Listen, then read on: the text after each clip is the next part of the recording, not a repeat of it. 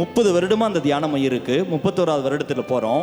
ஏறக்குறைய ஒரு வருடத்திற்கு 120 பிரசங்கங்கள் இங்கு அறிவிக்கப்பட்டு இருக்கிறார் ஒரு வருடத்திற்கு. இப்போ யோசிச்சு பாருங்க, எவ்வளோ ஆசீர்வதிக்கப்பட்ட ஒரு இடத்துல நீங்க இருக்கிறீங்க தெரியுமா?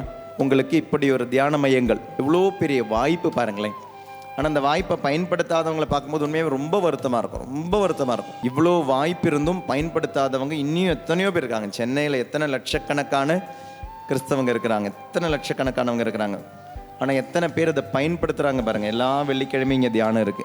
இறை வார்த்தையை கேட்ட ஒரு பிள்ளை இருளுக்குள் கடந்து செல்ல வாய்ப்பு இருக்கிறது. ஆனால் இறை வார்த்தையை கேட்டு வாழ்வாக்குகிற அனுபவமாக மாற்றுகிற பிள்ளை ஒரு பொழுதும் மீண்டும் பாவ வாழ்க்கைக்கு கடந்து செல்ல மாட்டார்கள்.